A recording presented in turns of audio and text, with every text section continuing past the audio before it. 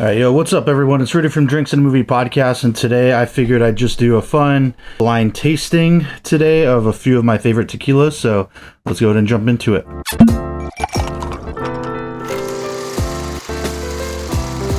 All right, so I just had some spare free time today, and this is something I've been wanting to do for a while, is do a little blind with the Fortaleza Reposado. This is a winter blend from 2021, so yeah, it's quite outdated. American and French oak ex-Marsala casks coming in at 90 some proof. And then another one of my more recent favorites, this is Tequila Ocho, a single estate, single barrel Louie's Liquor, Los Angeles Tequila Club store pick that I really love. Oh, this is Añejo, I forgot about that. And this one's coming in at 54.5. So what is that? 109 proof. So quite a bit stronger. So that might just, stick out because of that alone. And because of that, I decided to throw in Fortaleza Blanco Still Strength coming in. I forget where's the 46%. So whatever ABV is that, 92 or something. I'm terrible at math. 92 proof. Yeah, I threw that one in just to kind of give it a little more range and proof so that this doesn't just blow them out of the water. And I love all three of these, especially this Tequila Ocho. And since it's a store pick, I just wanted to see how it kind of stacks up with this. More and more of the Fortalezas are a lot harder to find and way more expensive than they used to be. I've seen bottles of Winter Blend more recently go for like hundreds and hundreds and hundreds of dollars, which is pretty ridiculous if we're being honest. And this one, I'm pretty sure, is still available at Louie's in Azusa. So yeah, I'm just gonna try them out and then we'll see. This is all just for fun. I covered my Glencairns with some blue tape to kind of mask the colors, since all three of them are pretty different. So here we go, glass A. So this one has a nice kind of lime aroma to it. I'm not the best at picking out tequila notes in terms of nose and palate, but we'll see. I'm just gonna go for it anyway. Again, just having a good time. So definitely that nice agave flavor, very citrusy with like the lime for sure. That's like the big kind of standout note. Here we go, glass A. So first taste of the day, alcohol is definitely kind of punching up a little bit. That is very rich. You get a little bit of this like that sweet agave note. You definitely get that lime and that citrus flavor. A hint of like a kind of a vanilla sweetness, but not that artificial fake stuff you'd get from some products where it just literally tastes like they added simple syrup to it. Not like that at all. Like just 100% kind of natural sweetness. Very peppery too. Like it kind of is counter. That sweetness comes on the back end of the palate, like on the back palate and in the finish, but right out the gate, like very strong with like a pepper note and a citrus note. Here we go, second sip.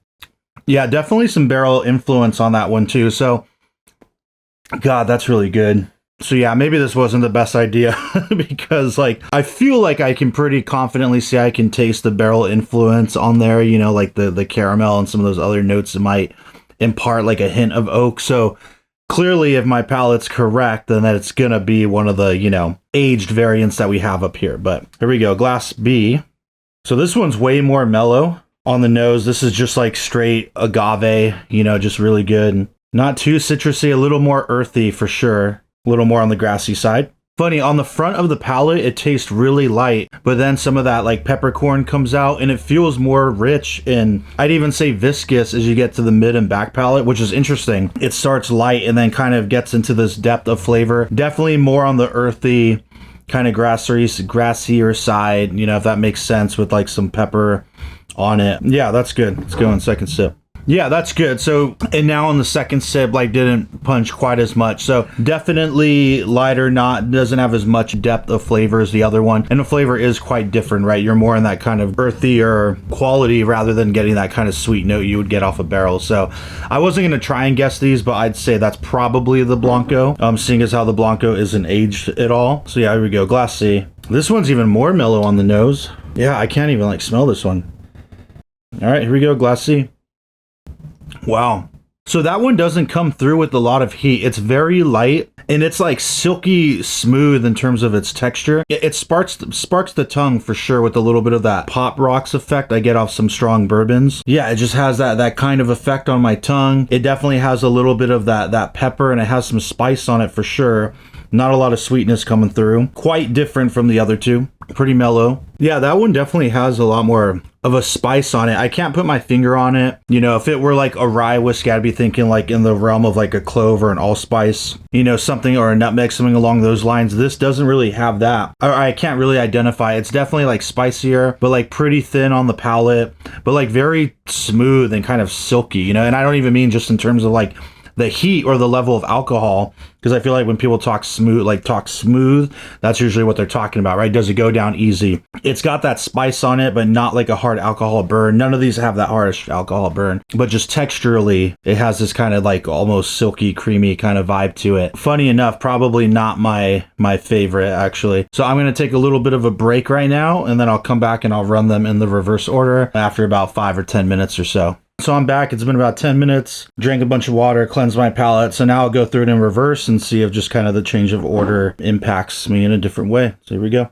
The nose on this one is much stronger now in Glass C. I remember before it was like super mellow. I couldn't get anything out of it. Now it's way more potent. Pretty similar to Glass B in that kind of earthy, that more earthy quality. Well, not quite actually. So a little more earthy, grassy with like some kind of hint of like a sweetness on there. Yeah, that's interesting. Way more flavor this time around. That spice is still very strong. Now I'd say maybe it's like a little bit of an allspice kind of vibe. It does have a bit of a bitter note on the back palate. Still has that silky smooth kind of texture and quality. Definitely more depth of flavor, and now a little bit of like a sweetness on the finish. Yeah, definitely better the second time through. Here we go, Glass B. Pretty consistent with the first time, maybe mellowed out a little more. Here we go, Glass B. Yeah, man, a whole different vibe. A little bitter on the back end, just super like easily crushable. Not a lot of spice coming through, but for sure more earthy. Like I said before, that's the best way I can put it. Definitely a lot more earthy. I can't pick anything out like very specific to go with that. Yeah, I missed that kind of spice note that Glass C had, that's for sure. And here we go, Glass A. Smells somewhat similar to C. The spiciest, yet still very easy going down. Not a big punch of alcohol, just like that nice black pepper. Maybe some allspice on this one, perhaps. Not getting that same sweetness I got on the back end the first time through. A lot of depth, though. It's definitely very rich. Yeah, that's good. I'm going to go back to Glass C real quick. Yeah, I got to say, A is the one. C came pretty close, but now it tastes more bitter by comparison, actually. So A is going to be the winner here. And if I had to guess, and maybe it's kind of obvious, A has got to be the Ocho, B has got to be the Blanco Still Strength, and C has got to be Winter Blend. So let's find out. I would put A in first, C in second, B in third. All of them are good, but A just kind of blows things out of the water. So let's see if I'm correct. So B, I'm going to guess that's the Blanco. So Glass B, Fortaleza Still Strength, that is this one.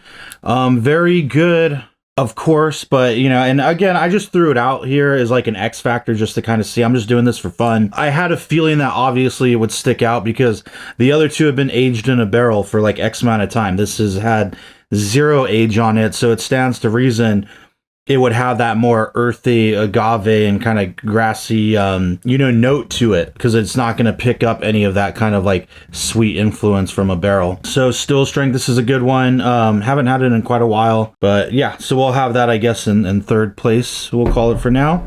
So Glass C, I'm going to guess this is the Reposado, the Winter Blend. So C, Fortaleza Winter Blend. I used to like easily by far consider this one of my favorite tequilas. I haven't had it in a while, and I was lucky when I got this one. This is 2021, so long gone. But I got this before Fortaleza like really started to become popular in the last like couple of years. I don't know if it's influencers or what, but now these winter blends are like so hard to find, and I've seen people sell them for like $500 or more, which is insane and crazy. And as much as I do love it and would love to have another one, I mean, it's not worth that if I'm being real. Yeah, Marsala Y dry baking spices with hints of butter, vanilla, clove, nuts, and citrus. Yeah, I got this for like $120 back when it came out, which crazy that this is 2021. I feel like I got this pre-pandemic, but apparently not. So these are good. It's just sad to me that we kind of live in a world where Fortaleza, all of these are like hard to come by and just super